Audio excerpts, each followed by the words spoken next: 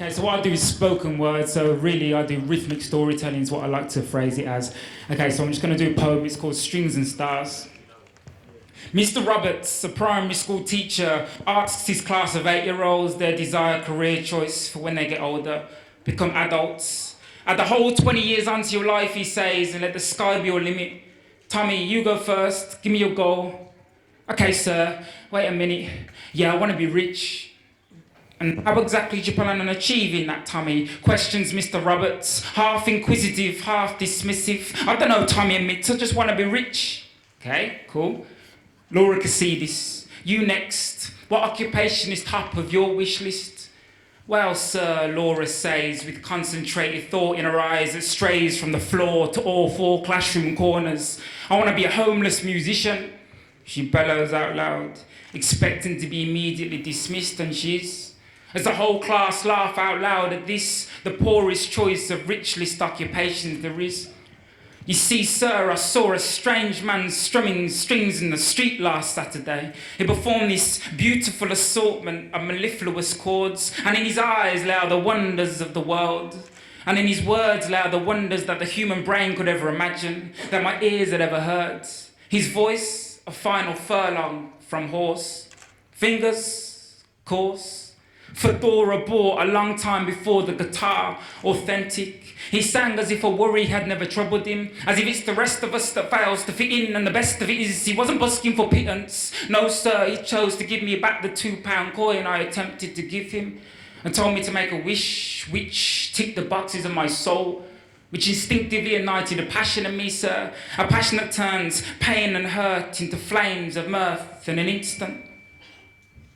But homeless, Laura, wouldn't you prefer to be a musician who could retire to a stable home, perhaps with a mortgage, a resort where you can climb into bed at the end of the day and know there's no shortage of warmth?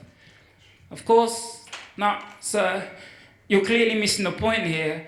How can I experience and fully appreciate the delights of nature with paper walls and a roof in between us? How can I move into tomorrow with unpredictability when freedom is restricted by security? No.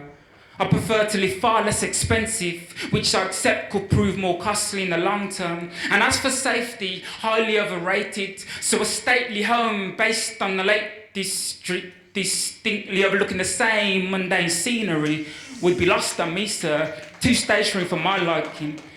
Enlightening, Laura. And what about the brutal freezes of winter? Strengthens the mind, sir.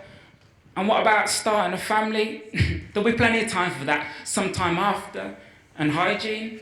I'll happily shiver on the banks of a rolling river if needs be. As long as I'm free, it's nothing short of easy to me, sir. Please believe me. Okay, Laura, but just so you know, there's nothing from being a teacher like me. I would be teaching, sir, but my teaching would be voiced in a completely different capacity. No curriculum, I just teach peace and love. And as long as I touch one person's heart, I know we'll have reached those stars above. Just peace and love, sir. Just peace and love. Thank you. So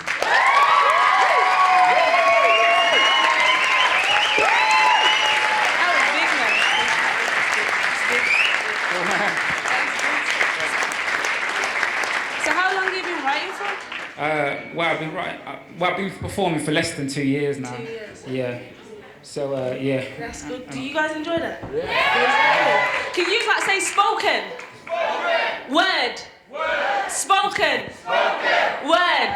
All right. How can they find you and follow you and stuff? Yeah, Stephen, Birmingham Poet Laureate, so Google it, but Stephen Morrison Burke and Twitter and Facebook, all the things that I don't really tap into too much and I should do. But yeah, spoken word, man, keep writing. Everybody needs to write. Everyone's got a story to tell, and that's what I do. I tell untold stories. For those people the government overlook, you need to speak out, man. You need to bring them to the forefront.